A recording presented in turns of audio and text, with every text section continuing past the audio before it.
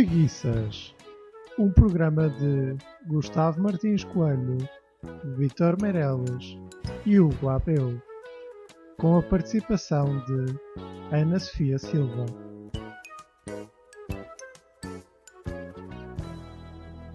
Minhas senhoras e meus senhores, muito bom dia, muito boa tarde ou muito boa noite, segunda hora que me tiverem a ouvir.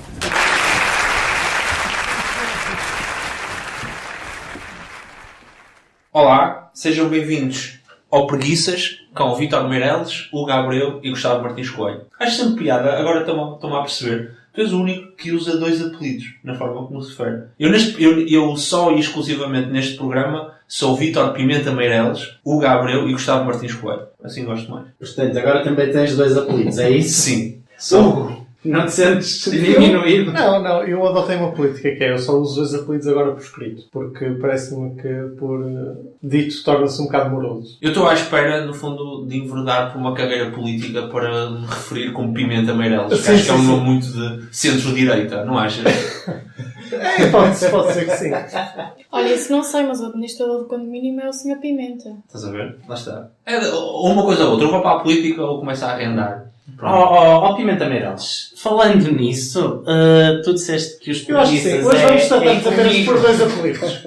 é comigo e com o Pinto Abreu, Sim. além de ti, claro, Sim. mas esqueceste aqui a Sofia. É Ó, verdade. Sofia, haja respeito nesta casa. Olha, ainda bem que falas nisso, que isso traz exatamente ao tema com que encerramos o Mas primeiro tens último de- episódio. Não, mas realmente Retratar.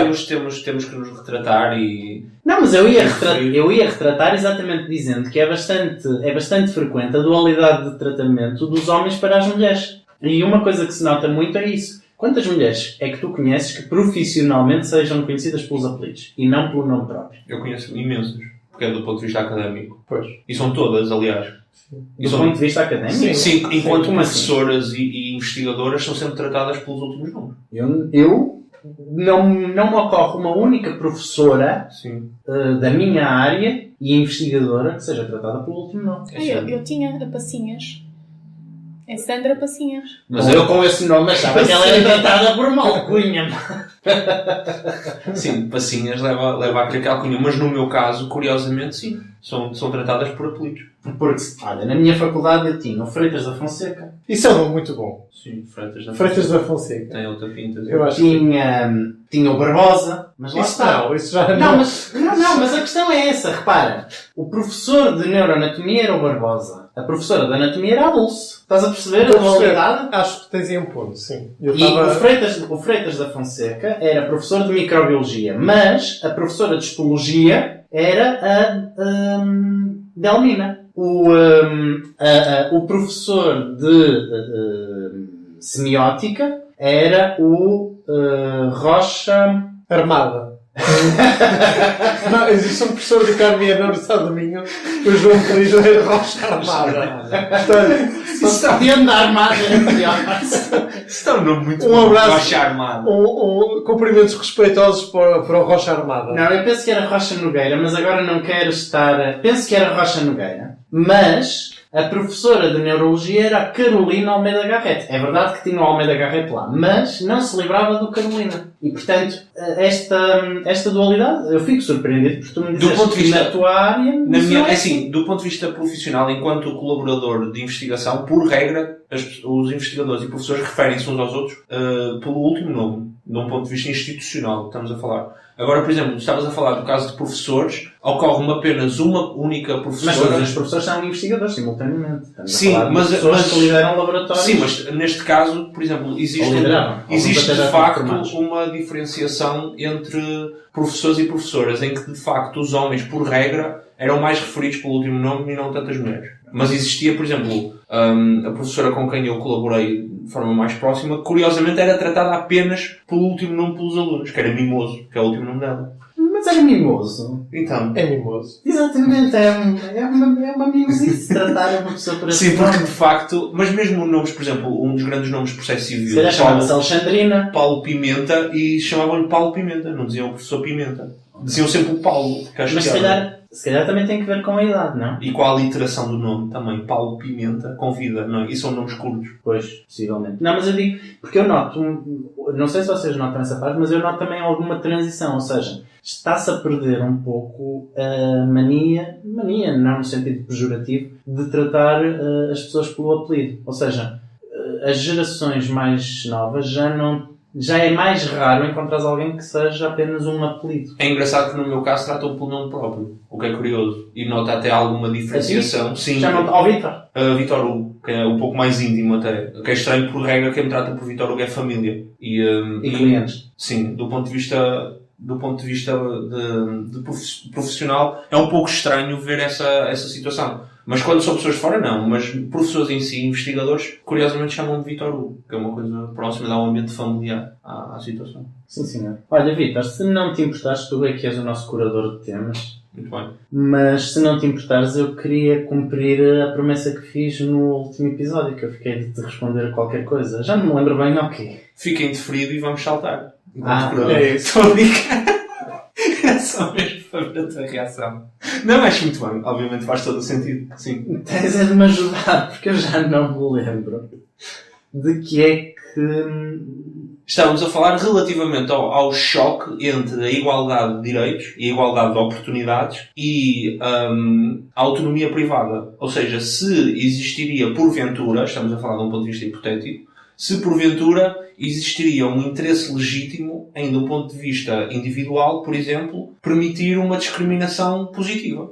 Ou seja, positiva não, negativa. No sentido de... Sim, mas lá está. Desta vez eu estou a usar o termo um pouco relacionado, que foi um pouco mal utilizado, de facto, porque existe a figura da discriminação positiva, lá está, que tenta contrariar essa desigualdade de direitos, mas eu estou a falar de um ponto de vista individual, singular, de contratação particular, por exemplo, para trabalho em casa ou para algo que tu precises, se não existe um interesse legítimo, em de certa forma, se a convicção interior da pessoa, mesmo que baseada num estereótipo, ou em preconceito, neste caso, se em si não será um interesse contratual legítimo e de valorizar. Eu já me estou a lembrar da conversa e já me estou a lembrar do caminho que a conversa levou e isso fez-me lembrar do que é que eu ia responder. O que me parece que é importante nós separarmos aqui é o Portugal normativo, ou Portugal jurídico, se quiseres, do Portugal social, ou seja, do Portugal das pessoas. E essa questão é uma questão extremamente pertinente, porque eu acho que essa questão foi respondida há relativamente pouco tempo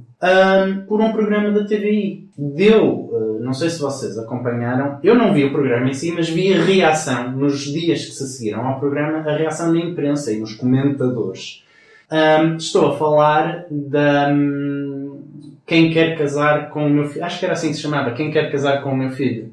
Quem Quer Casar com o Meu Filho, sim, era esse o nome. Eu estava baralhada por causa surgiram vários programas, exatamente. Sim, porque existe o Quem Quer Casar com o Agricultor. Não, namorares. Ou namorar. É namorares, por isso é que eu com o agricultor tu namoras, com o meu filho tu casas. Está uma correção gira, porque de facto eu julguei que era casar, afinal não. Não, o agricultor era namorares e foi por isso que eu estava a pensar qual deles é que seria.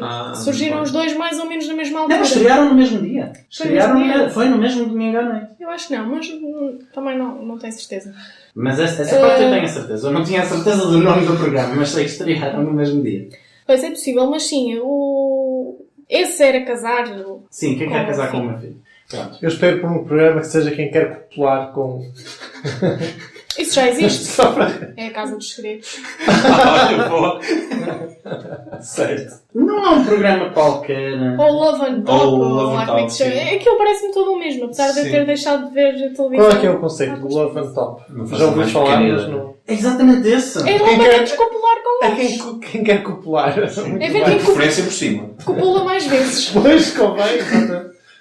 Mas, basicamente, a ideia da crítica era a seguinte. É que, portanto, primeiro, eu penso que toda a gente aqui está familiarizada com o conceito do programa. Sim. Era uma mãe que escolhia a namorada do filho, basicamente. Certo. De uma série de candidatas. E a crítica fundamental era que as mães, que eram candidatas a sogras, eram tão ou mais machistas do que os filhos. Eram as primeiras a julgar as candidatas pelo aspecto físico, por não saberem cozinhar, por não saberem tratar da casa, por já terem filhos, por usarem tatuagens. Portanto, eram mulheres a julgarem outras mulheres por coisas deste género. E por outro lado, as próprias candidatas são as primeiras a não respeitar a condição de mulher. Porquê? Porque sujeitam-se a este tipo de julgamento. Sujeitam-se a serem avaliadas com base em perguntas idiotas, feitas por uma mãe e um filho preconceituosos,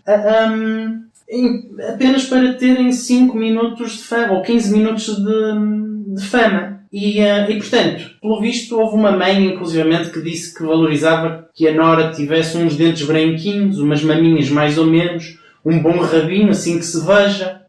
Por momentos perdi-me a pensar o que para uma mulher será a nora ter maminhas de jeito. Não, mas pode ser uma questão que eles chamam, no fundo. Não, pode ser uma questão da alimentação do neto, eventualmente. Não, preocupações é que ainda por cima fisiológicas. Não sei se fundamentadas ou não, mas o Gustavo está aqui para nos dizer. Mas a questão é... Tem interferência, Gustavo. Eu agora estou muito curioso. A dimensão das mamas? Sim. Relativamente à capacidade de amamentar? Sim. Francamente, não sei responder, mas à partida eu diria que não. Diria que não, porque durante a gravidez existe uma hipertrofia fisiológica das glândulas mamárias. Portanto, mesmo que elas à partida sejam pequenas, elas crescem durante a gravidez o suficiente para amamentarem. Mas isto digo eu que não sou ginecologista. Se calhar é uma pergunta que tens de fazer a um ginecologista. Que vou já marcar uma coisa. Ou começar a olhar para as mamas das grávidas. Sim, não, que elas conheçam. Sim, mas tínhamos que ter o ponto prévio de alguém que não tivesse feito e, portanto, engravidasse para ver. Mas pronto. Mas não será um aumento assim tão grande. Ainda é relativamente grande. Okay. Pensem no caso do grande poeta de Vila Praia de Âncora, que teve de mamar nos peitos de uma cabritinha porque a mãe não tinha leite. É verdade. Acontece. Mas pronto. Mas estão a perceber o problema do programa? Há uma mulher que está disposta a sentar-se num sofá em frente a um homem e a ser avaliada pela mãe do homem para poder almejar a chegar a namorar com aquele homem. E é avaliada pelo aspecto físico e depois por perguntas do género se sabe cozinhar, se tem filhos, que idade tem e se fuma. E a crítica dizia, isto é uma forma de discriminação. Porque a mulher não tem de saber cozinhar, a mulher tem tanto de saber cozinhar como o homem. Portanto, se ela não sabe, então a pergunta em sentido contrário também é legítima. Olha, e o seu filho sabe cozinhar? É que se calhar sou eu que não o quero. Bom, não vale a pena estar aqui a perder mais tempo com o programa. Onde eu pretendia chegar? Pois não, porque ele foi cancelado. Lá está. Mas o cancelarem o programa não resolve o problema fundamental. E o problema fundamental é exatamente aquele que eu dizia, que nós temos um Portugal jurídico e temos um Portugal real. É o problema do ser e do dever ser. Muito bem. É verdade, Hugo, é verdade. E o grande problema... Tens ido às aulas, estou a ver. Voltamos à crítica do feminismo que eu fiz no último programa. O feminismo, entre outras coisas, neste momento está preocupado em obrigar e proibir e deixou de se preocupar em convencer e ensinar. E, portanto, isso de certa forma responde à tua pergunta, Vítor. Eu sinto que não. Eu tenho toda a certeza, aliás, até foi o Hugo que disse no último programa, e eu tenho toda a certeza de que o Hugo tem razão quando diz que é absolutamente impossível, abaixo de uma determinada dimensão da empresa, controlar efetivamente se a lei está a ser cumprida. Agora, o que eu digo é que é triste vivermos numa sociedade onde é preciso uma lei para dizer que uma mulher que faz o mesmo trabalho que um homem tem de ganhar o mesmo ordenado e tem o mesmo direito que esse homem a ser contratada. Independentemente de ser mulher ou de ser homem, independentemente do trabalho que estamos a falar. E, portanto, nesse sentido, aquilo que eu digo é, quando tu dizes, se uma pessoa, por algum preconceito infundado que tenha, acha que deve contratar um homem só porque é homem, eu acho que essa pessoa tem de facto o direito a fazer, mesmo que de jure não tenha. Pelo simples facto de que não há maneira do Estado controlar isso. O Estado não pode assistir a todas as entrevistas de emprego que acontecem em todo o território nacional. Não pode enviar um inspetor. Não há como avaliar isso. A única forma de avaliar isso é estatisticamente, mas para isso é preciso haver uma dimensão mínima da amostra que só se consegue em empresas de grande dimensão. Aquilo que é preciso é explicar às pessoas, e isto consegue-se através da informação e da educação, é preciso explicar às pessoas que não é por ser homem que à partida vai fazer melhor aquele trabalho. Ou por ser mulher. Ou por ser mulher, exatamente. eu não tenho dúvidas que, apesar de ser homem, daria um trolha muito pior do que algumas mulheres que eu conheço. Eu só fui para direito porque não me deixaram trabalhar na Intimíssimo. Temos aqui uma revelação bombástica. Foi. Pronto, ok. Com esse argumento. Eu também. Trataste esta situação Eu consigo... como uma situação hipotética para efeito humorístico, mas meu amigo, ou a maior parte dos homens que se tentar candidatar a trabalhar numa Intimíssimo provavelmente será rejeitado. Com a base exclusivamente no facto de ser homem. É verdade. Mas isso não muda por decreto. E é esse o meu ponto. Exatamente. Isso não muda por decreto. Porque... E a prova disso é que, apesar de todos os decretos da igualdade de género, continuamos a ter um programa em que há pessoas que aceitam como normal que se a mulher não souber cozinhar não é digna do meu filho. E, portanto, enquanto isto não mudar, podem fazer as leis que quiserem. Mas este programa, na minha opinião, é uma chapada na cara da Isabel Moreira. É verdade. Eu concordo totalmente com o que o Gustavo disse, que vai ao encontro também, aliás, do que tinha sido dito anteriormente. E para mostrar que tenho ido às aulas, e tentando resumir este pensamento numa frase, o direito não é apenas um dever ser, é um dever ser que é. Porque se não for um dever ser que é... É um dever ser que não é. É um dever ser que não é, portanto não interessa nada a ninguém. Sim, senhor. E com este pensamento extremamente profundo, se calhar mudávamos de tema. Vítor. Mas acho que devíamos ficar no âmbito das regras e talvez da ética até.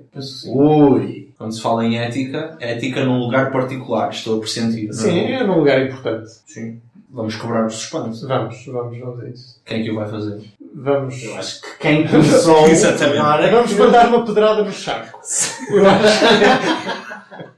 acho que é a expressão certa. Vamos falar um pouco de ética na casa de banho. Porque a casa de banho não é um lugar em que as regras e a etiqueta desapareçam, mas pelo contrário. Sim, é um pouco como a quinta dimensão. Exatamente. Eu convidava o Gustavo a abordar este tema. Eu sobre esse tema tenho 2 ou 3 coisas a dizer. Correndo o risco de que isto se torne uma espécie de manifesto, como o manifesto contra o feminismo de Facebook que fiz no último programa, mas o que é que eu tenho para dizer? Foi apaixonado, pode-se dizer. Em primeiro lugar, quero dizer que sou ferozmente contra a divisão dos quartos de banho entre homens e mulheres. Desculpa, podes repetir que eu não... Sou contra a divisão dos quartos de banho públicos entre homens e mulheres. És um brincalhão, tu. Não, eu agora quero que tu desenvolvas. Historicamente, a divisão dos quartos de banho por sexo começou por um capricho da corte francesa. Não havia nenhuma razão objetiva para o fazer. Os quartos de banho eram unissexo e um dia, num baile da corte, os quartos de banho passaram a ser separados e toda a gente achou, très joli, porque estavam em França. E vai daí criou-se o costume, mas de facto não há nenhuma razão objetiva para esse costume. Há talvez uma, que é a insensibilidade dos homens. Houve uma menina uma vez que me disse, e acho que ela tem razão para isso, que é fácil distinguir o quarto de banho dos homens do das mulheres. O dos homens é o que está cheio de xixi no chão. Não sei, será? Vamos perguntar, eu acho que devemos perguntar à Sofia. Não, vamos deixar-nos essas... Não, peço desculpa. Vamos deixar-nos dessas brincadeiras. Vamos perguntar a Rodrigues Silva. Sim. Rodrigues Silva, então. Espera. Rodrigues da Silva. Rodrigues da Silva. Ui. Que isto quando tu metes uma casas de definição banho no nome, femininas. Sim. Eu não sei o que é que vos leva a pensar que eu ando nas casas de banho masculinas. Não. Queremos saber se... Não, o se interesse casas do de banho... é se na casa de banho feminina a presença de urina no chão também é um fenómeno. Deixem-me corrigir isto. No outro dia a Sofia visitou o meu local de trabalho e no final do dia comentou comigo que aquela casa de banho estava muito mal concebida porque tinha o urinol mesmo ao pé da porta e, portanto, qualquer pessoa que entrasse para chegar ao cubículo que tinha a sanita tinha de passar pelo urinol e via o material. Ao que eu lhe respondi, Sofia, tu enganaste-te, foste à casa de banho dos homens, porque as mulheres não têm urinol.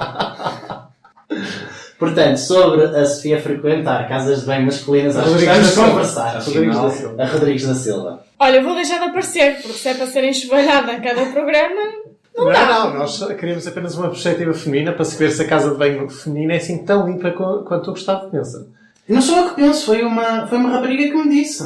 É engraçado que o o feedback que tenho recebido de mulheres é que a casa de banho das mulheres também é bastante suja. Vai depender do local, da hora, do contexto. Da hora? Se acabou de ser limpa.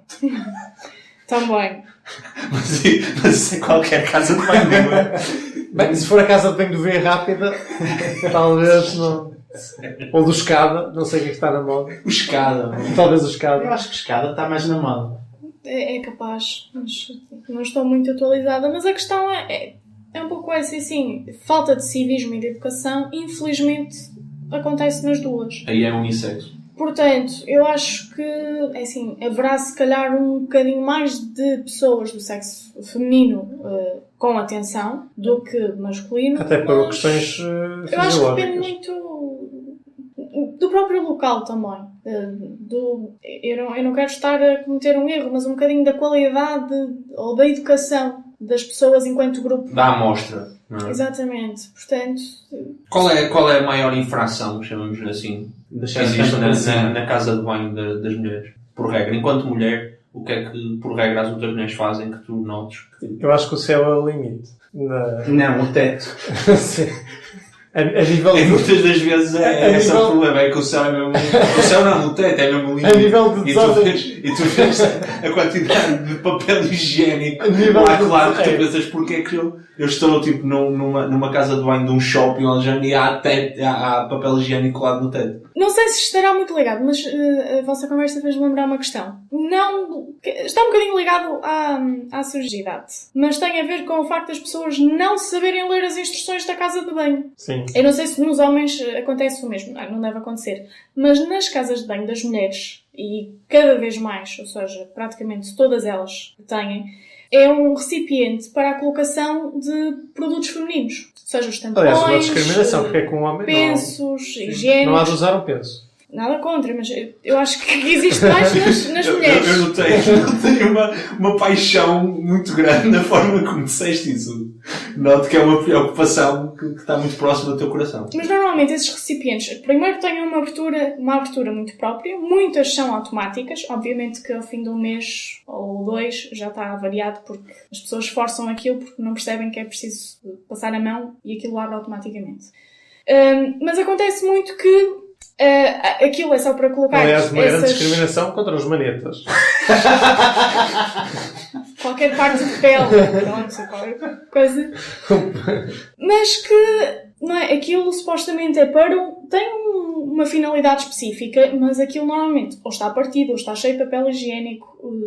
Olhem, ok, as mulheres não conseguem perceber que aquilo é só para colocar um determinado tipo de coisas. Então o céu é o limite. E isso começa a Mas deixar olha, um não bocadinho... desconhecia que existia, mas faz sentido que exista esse recipiente na casa de banho das mulheres. Mas engraçado, eu desconhecia que existia instruções de casa de banho. Eu as instruções de casa de banho que tive, e aliás para a vida no geral, foi a educação dos meus pais. Entendes? É o manual de instruções que eu tive. Não, Existem instruções para casa de banho de homens. Eu acho que há... Não, mas há toda uma ética. Às vezes E há é disso que nós queríamos instruções, falar. mas há ética, sobretudo há ética. Eu posso dizer que eu já vivo no século XXI, porque o sítio onde trabalho, portanto, a casa de banho que frequento... E as casas de banho de 2006 não eram assim tão diferentes, ora? Não, eram, por acaso eram. A casa de banho que frequento, porque feliz ou infelizmente passamos a maioria do nosso tempo no trabalho, e no meu trabalho, as casas de banho, depois de uma remodelação que houve em 2015, salvo erro,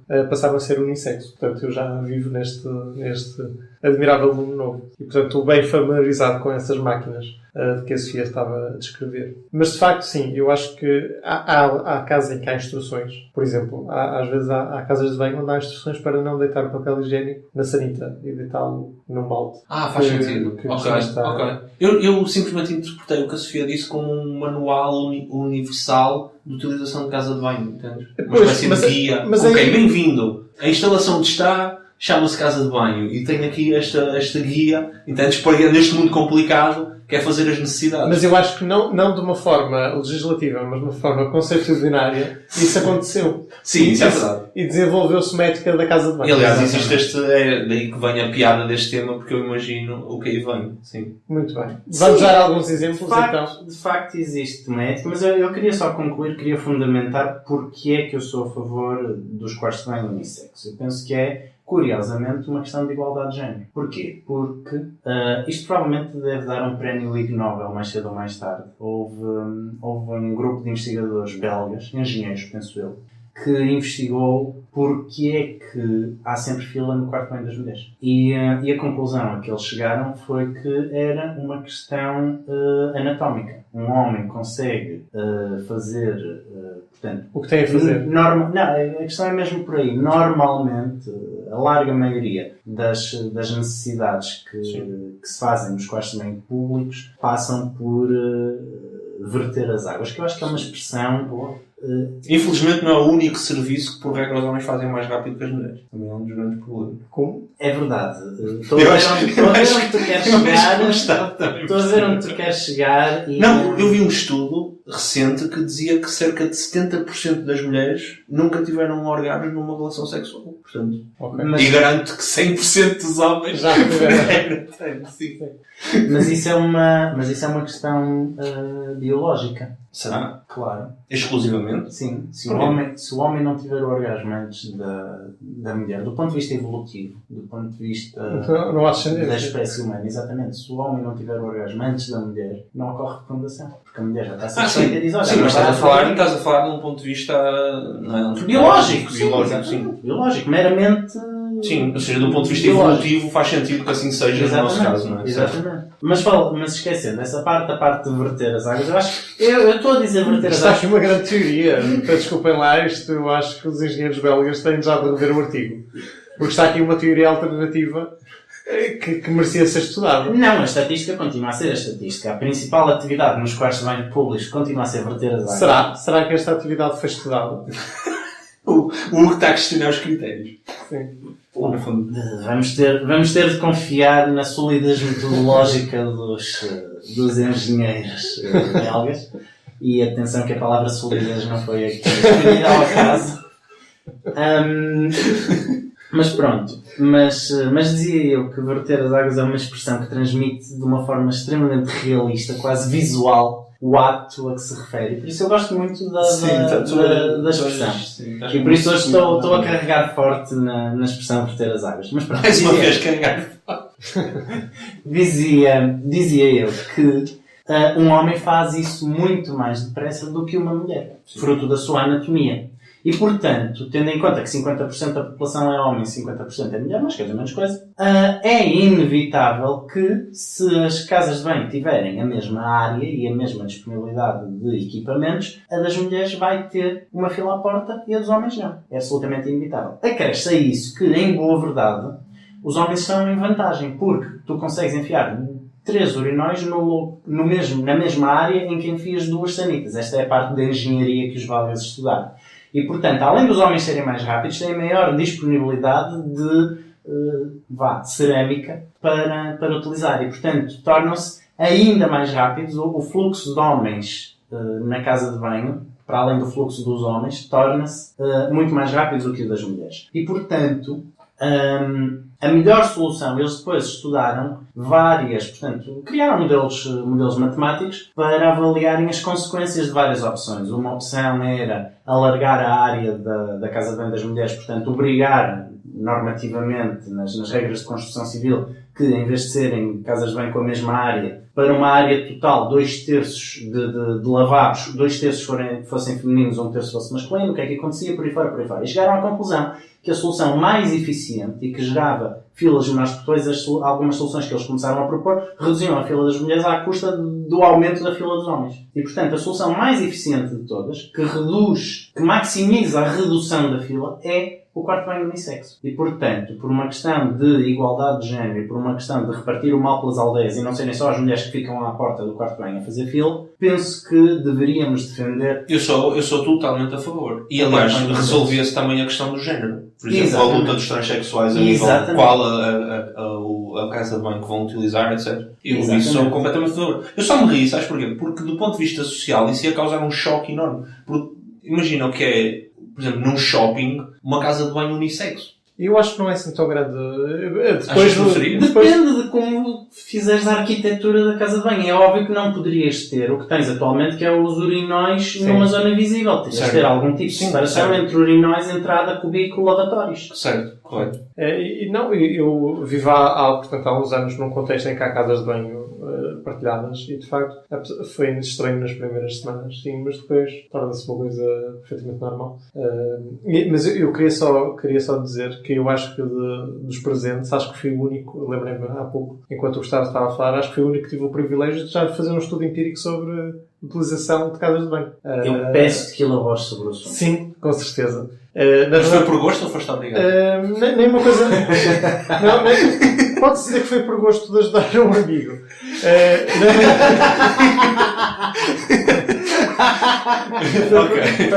Agora estou mais interessado. Foi por gosto de ajudar um amigo. O amigo gostou? Acho que sim. Foi numa cadeira de metodologia de investigação na FEP. Tu começaste, foi numa cadeira e eu fiquei preocupado, mas... Resolveste bem. Foi numa unidade curricular de metodologia de investigação. O meu estudo não tinha nada a ver com isso. Fiz um estudo muito interessante, mas não tem nada a ver com isso. Certo, em contraste com o do teu amigo. Mas o meu amigo... Desculpa, eu acho o do teu amigo muito interessante. O meu amigo... Não, o meu também era interessante porque o meu tinha a ver com o efeito observador.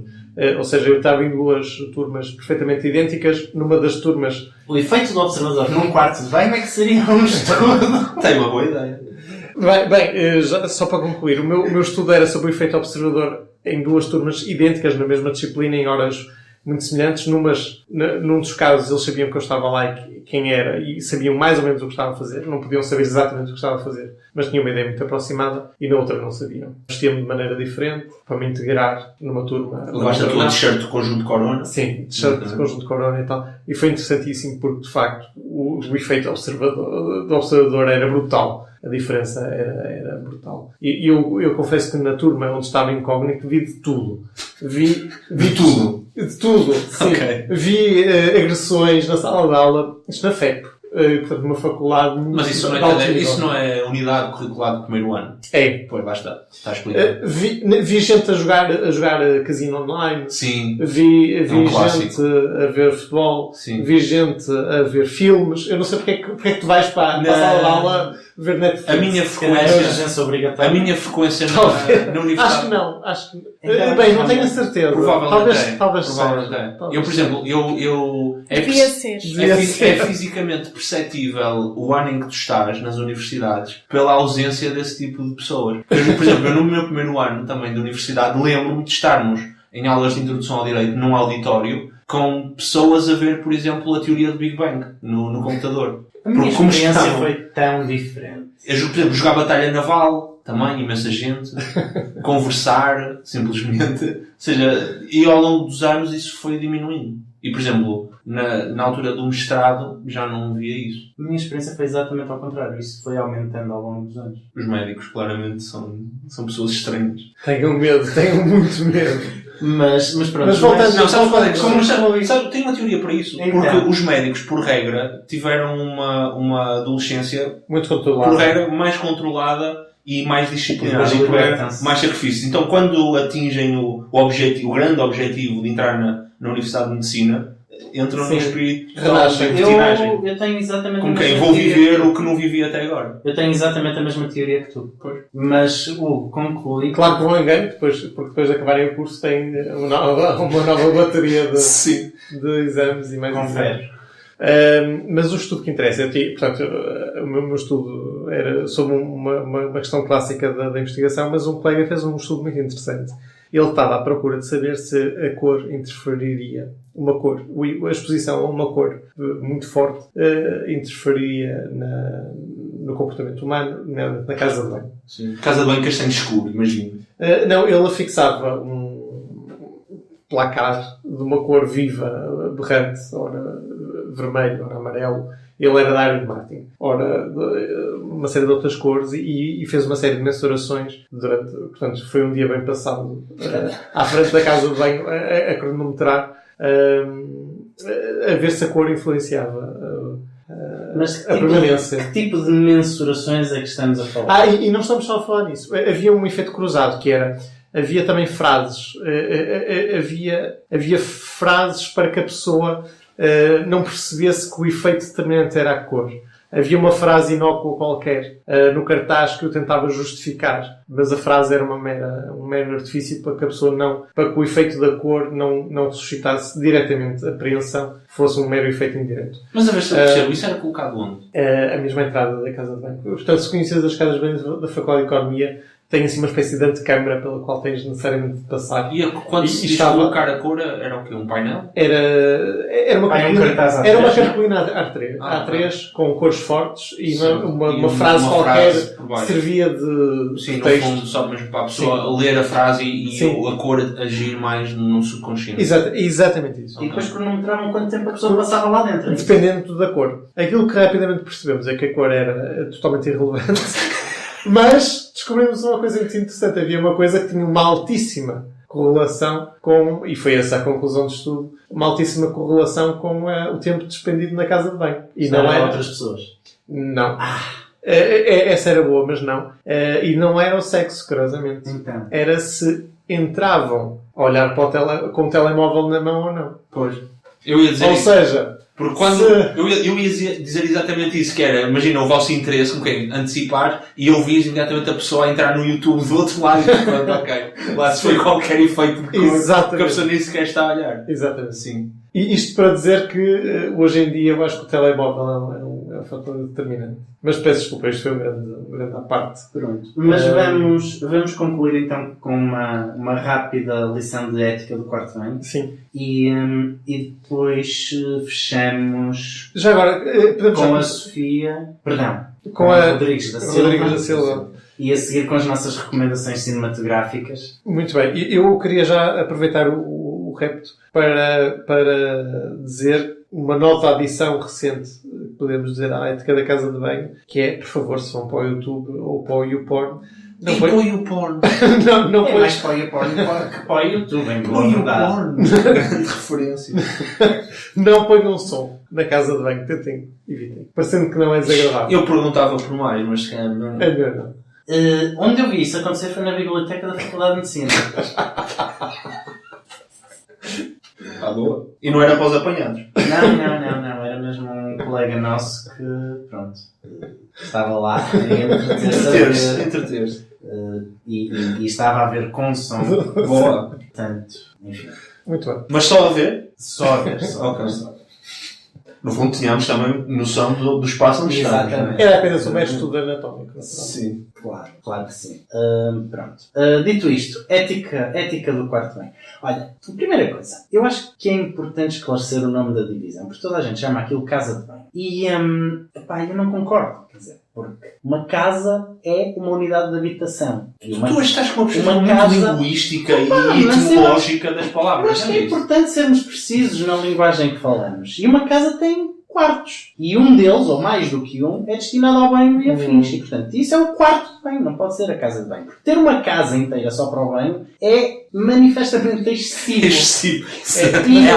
Os últimos que usaram isso foram os romanos, que tinham, de facto, uma casa de banho. Olha que não. E atenção, foi uma pena os romanos terem sido os últimos, porque foi isso que tornou necessária a invenção do perfume. Olha que não. Soutor tem que ver os dados. Olha que não. Diga. Olha que não. Aliás, a Rodrigues da Silva estava a pedir a palavra, penso que para o mesmo efeito. Força nisso, para o mesmo efeito, que é, até há bem pouco tempo, era comum em muitas casas portuguesas haver uma divisão separada da casa, portanto, uma pequena casinha Sim, é verdade.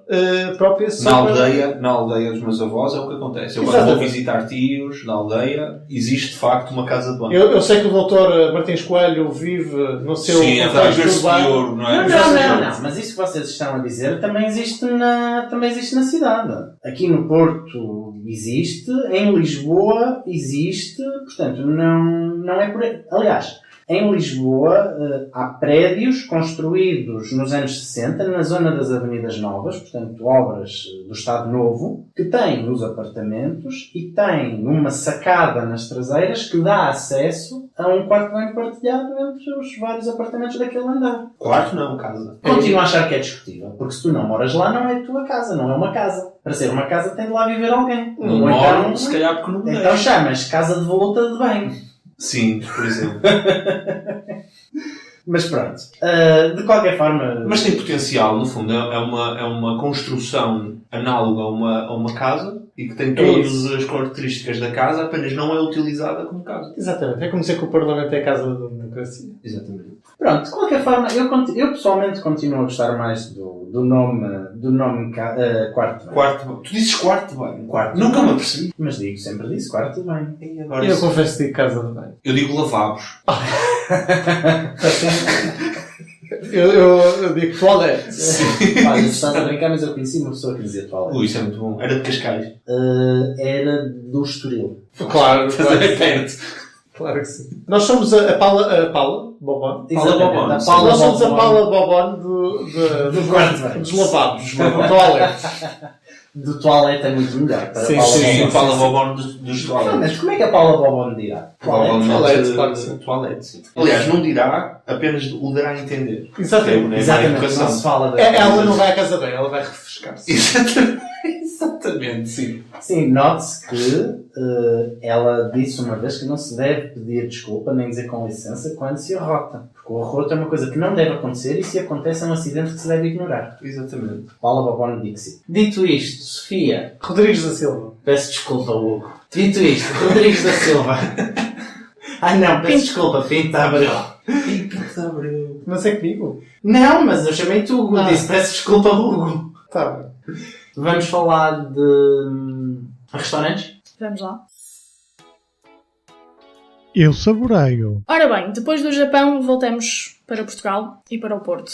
Hoje vou falar sobre o costume bistrô, ou bistrô, não sei bem como é que se diz. Eu diria bistrô.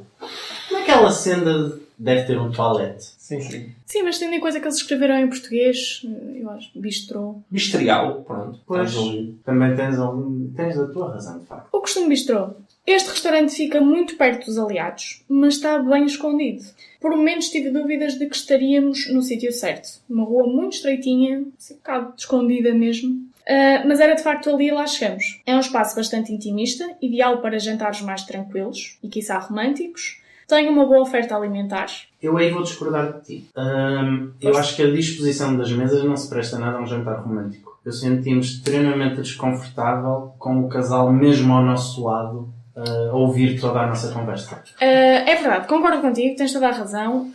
Quando eu falava no intimista era mais pelo ambiente... De estarem próximo dos outros casais, no fundo. Não, Não era só a mesmo... tua intimidade, não. mas a dos outros. Não, eu concordo com o intimista. Mas para Eu swingers.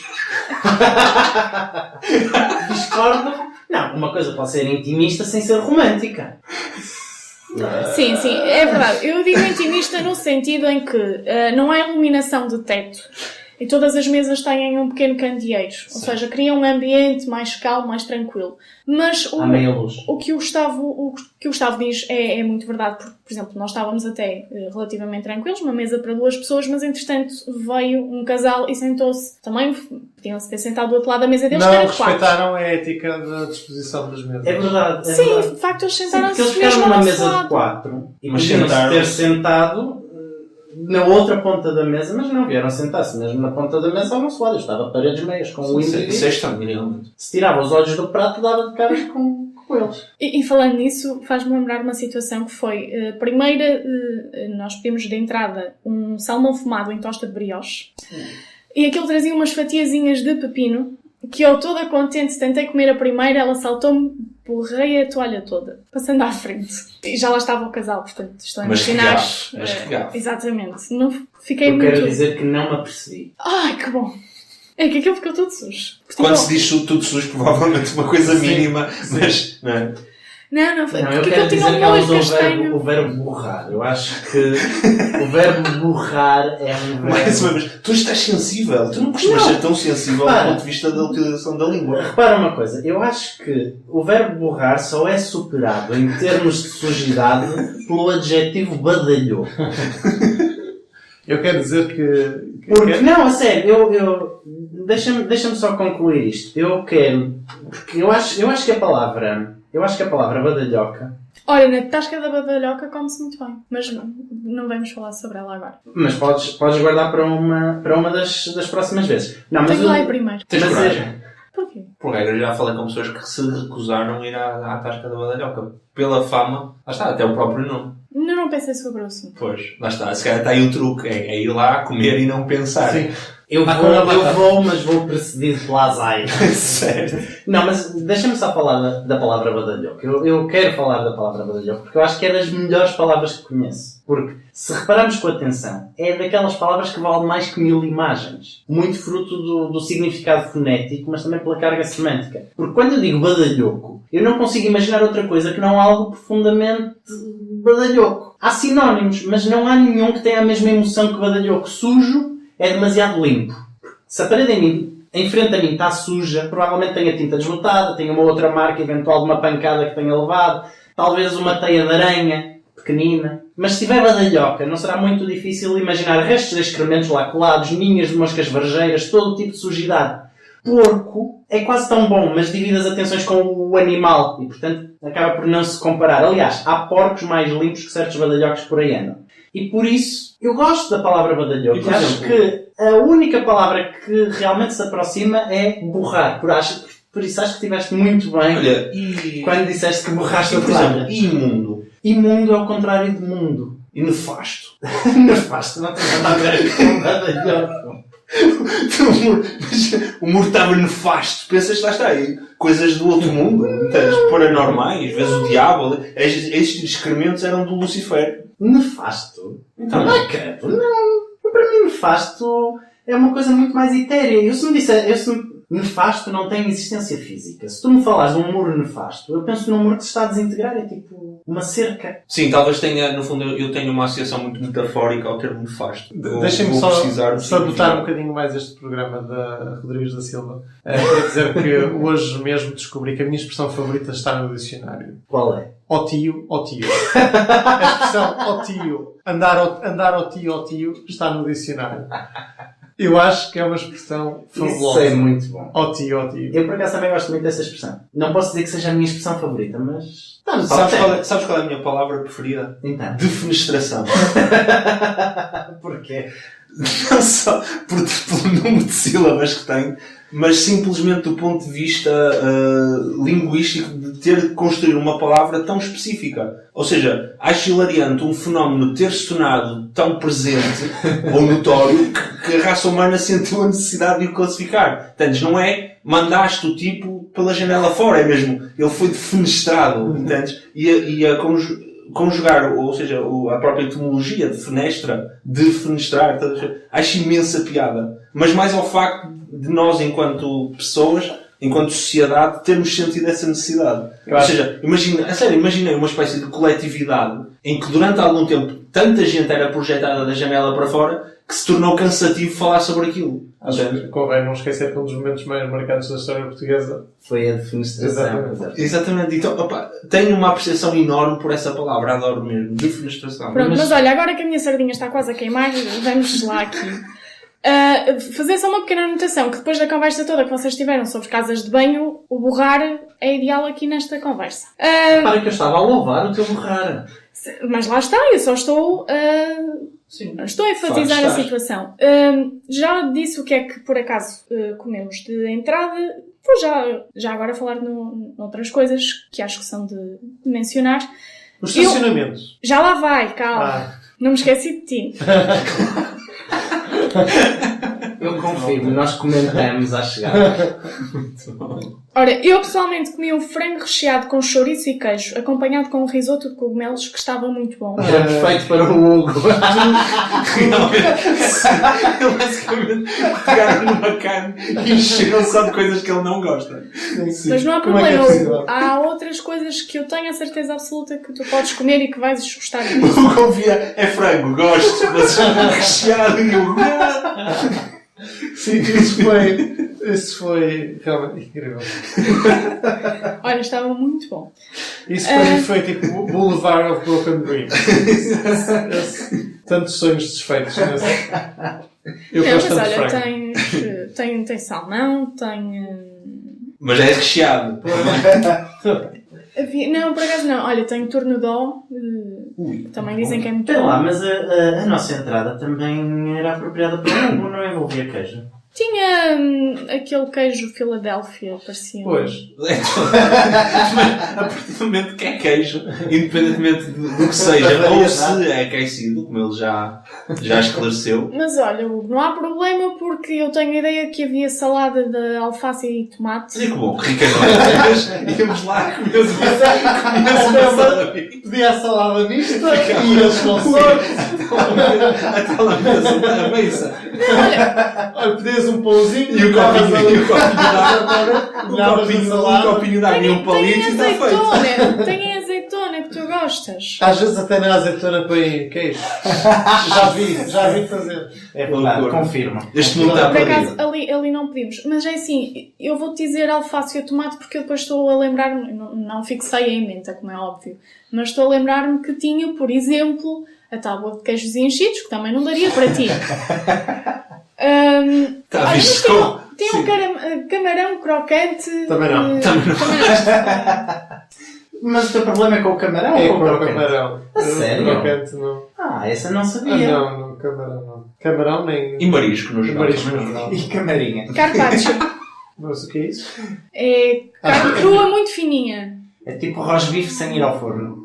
Talvez. O rosbife não vai ao Há forno. esperança, há esperança. Talvez. Pronto, então há pelo menos uma entrada que possas comer. Boa. Também Depois tens a há salada. entre o carne, o peixe e depois tem E uma o fome. secção. Mas o estacionamento é bom. Justifica. Porque se o estacionamento é bom, Sim, o Hugo fica no carro a comer um hambúrguer. O Hugo acompanha, vem já jantar, no fundo. Só vem para tomar o café. Só vai pela companhia mesmo. Não, olha, eu juro que vou ver em mente, entretanto, só para encontrar lá um prato que possas comer. Deixem-me só acabar com as sobremesas. Sinceramente, eu já não me lembro o que é que o Gustavo comeu. Sei que envolvia rabo de boi. É lá. Mas Isto isto não do foi prato... a sobremesa, isso foi o prato principal. Exatamente, este prato. Como eu não me lembro, vou passar já às sobremesas, que Ah, mas essas era eu isso, lembro. era carne de rabo de boi. Era raviolis, acho eu. Sim, com era rabo isso, de era boi. raviolis. Eu fui para um fondant, esta palavra não soa bem, mas um fondant de caramelo, e o Gustavo comeu 1000 folhas de morangos e ovos moles, que não tinha nada de mau aspecto. É pena não gostar de ovos moles, foi por isso que não o comi. Foi como safou. Também é verdade. Que não é verdade nenhuma, que eu deixo comer as sobremesas todas normalmente. Não digas que é mentira. Bem, mas para acabar, o local tem uma boa carta de vinhos para os apreciadores. Para mim, o ponto negativo deste sítio são os funcionários que ainda têm pouca experiência, ainda são muito nervosos, ainda tremem um bocadinho no serviço. Literalmente. Ok, não estava à espera que fosse literalmente de facto o dizer. Mas sim, também é. Mas ainda não estão ali apurados ao detalhe de ter o cuidado de estar a verificar se o cliente precisa de alguma coisa, se está pronto para pedir ou não. É ficar ali daqui a um bocadinho. O restaurante é recente ou é simplesmente política? Ou seja, existe uma onda Não, de eu tenho a funcionários ideia novos? que é recente, relativamente recente. O espaço, ou pelo menos com esta gerência, com esta apresentação, é relativamente recente. Mas apesar destes problemas, eles tentaram manter uma certa postura, ser educados e manter o profissionalismo dentro do possível. Para o Hugo, ou neste caso, peço desculpa, para o Pinto Abreu, não vais precisar de estacionamento porque podes ir a pé do trabalho. Fantástico. E se for de metro e não estiver no trabalho, posso deslocar-me facilmente? Também podes ir de metro, sais ali nos Aliados e só tens de andar um bocadinho a pé. Fantástico, estou convencido. Vou lá. Sem comer uma saladinha. Não, A salada mista. Posso sempre ir ao McDonald's que está lá ao lado. exatamente, é muito perto. Portanto, se ficares mal servido, podes sempre ir ao McDonald's. Acho que sim. Pronto, a minha parte por hoje é tudo. Espero que... Ficará para uma próxima falar sobre casas de banho em restaurantes na América Latina.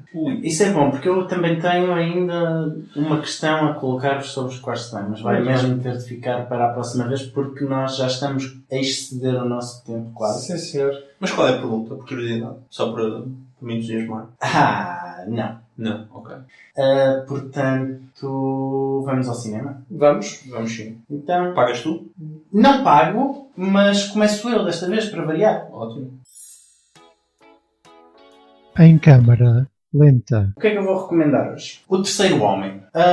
O Terceiro Homem foi um dos primeiros filmes... É um filme de 1949. E foi um dos primeiros filmes que eu vi quando eu decidi que ia ser um erudito do cinema. Tu fizeste uma decisão consciente que vais ser um erudito do cinema. E tu próprio trataste-o como tal para ti próprio. Tu disseste, eu vou ser um erudito do cinema.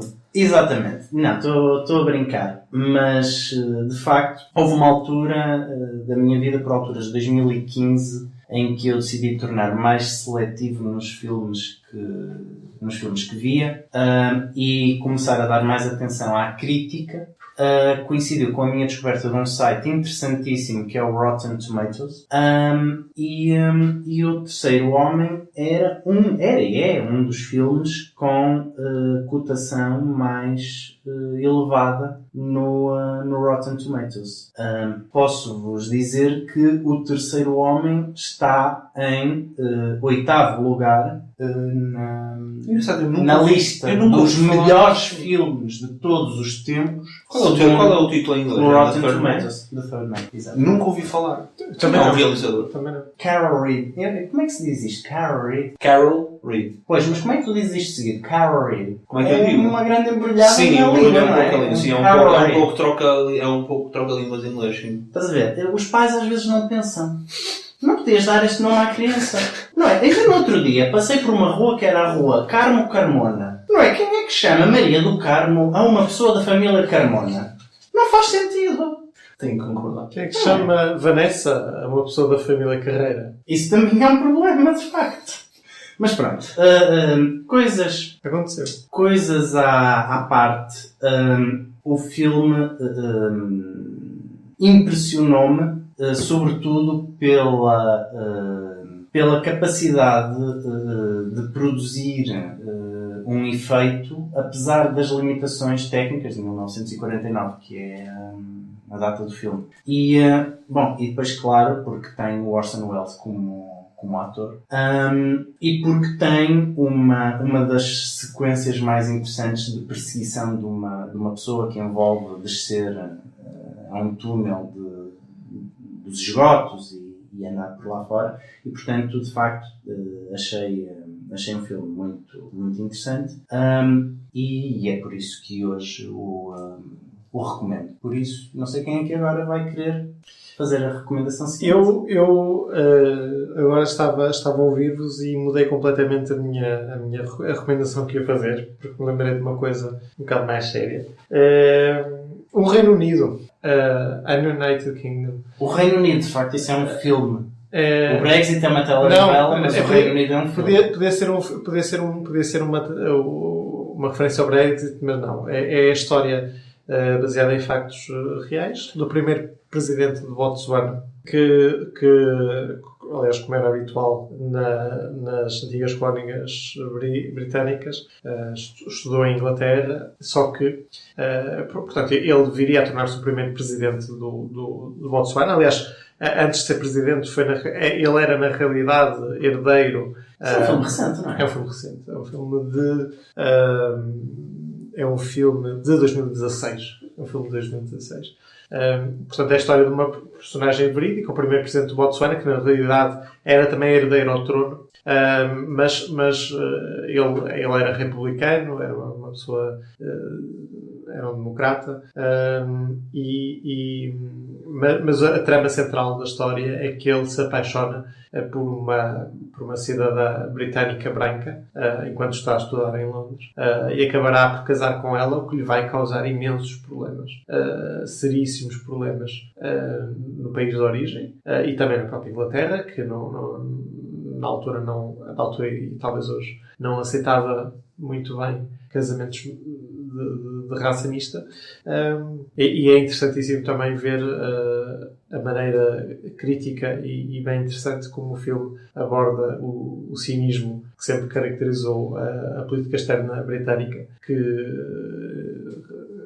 raramente ou nunca foi guiada por valores e sempre pelos interesses da Grã-Bretanha, que aliás lhe valeu esse mítico título de A Pérfida Albião, não é? Se não estou em erro. E é bem verdade. A minha recomendação é o Drive, ou Risco Duplo, em português, que é uma tradução muito, muito livre do termo, de facto. Porque eu fui consultar o Google e eles não traduziram o Drive, simplesmente acrescentaram um subtítulo. Fizeram Drive, Risco Duplo. É a história de um condutor criminoso que ajuda não é qualquer, mas neste caso, ou seja, é um freelancer e ele é muito bom a conduzir e aceita que tu lhe peças o favor dele de conduzir para fugir de um crime cometido. E é assim que o filme começa. Basicamente ele é contratado por dois criminosos para ele os ajudar a fugir da cena do crime. E depois acompanha-se a vida desse criminoso durante o filme. E ele é uma pessoa muito, muito calada e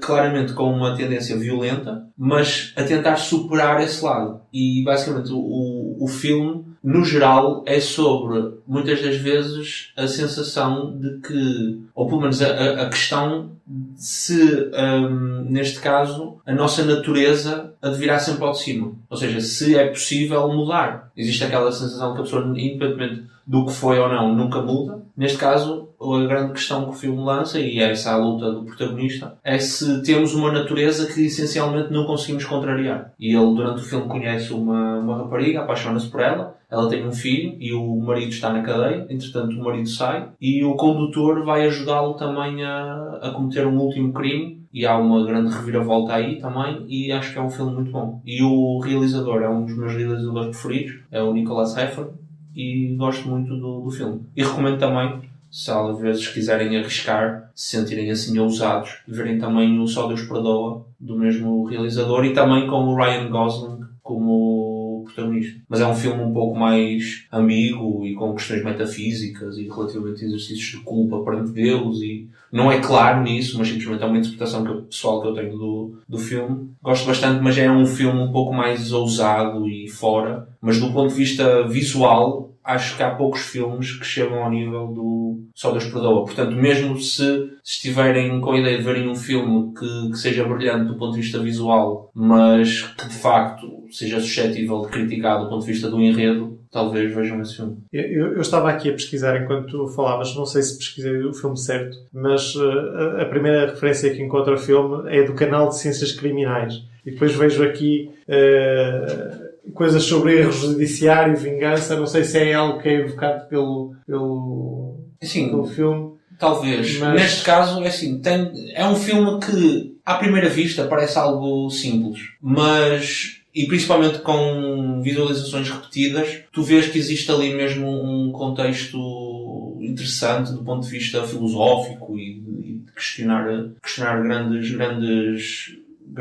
dificuldades da vida humana. E essencialmente é essa. Por exemplo, há uma cena muito simples em que ele está sentado a ver desenhos animados com o filho da rapariga que ele gosta, e eles estão a ver um desenho animado e o miúdo diz assim: olha o tubarão, que ele é o vilão. Ele disse: mas que não há tubarões bons? Entendes? E o miúdo disse: não, olha para ele. Bastando olhar para ele, tu vês que ele quer um vilão. Ou seja, são pequenos detalhes e pequenas coisas que representam essa questão mais geral de será possível, de certa forma, nós ultrapassarmos uma suposta natureza intrínseca. Sim, senhor. Acho que é melhor ficarmos por aqui. Muito bem. Continuem a filosofar, espreguiçando. É isso mesmo. E até daqui a 15 dias. Até breve. Preguiças. Um programa de Gustavo Martins Coelho, Vítor Meireles e Hugo Apeu, com a participação de Ana Sofia Silva.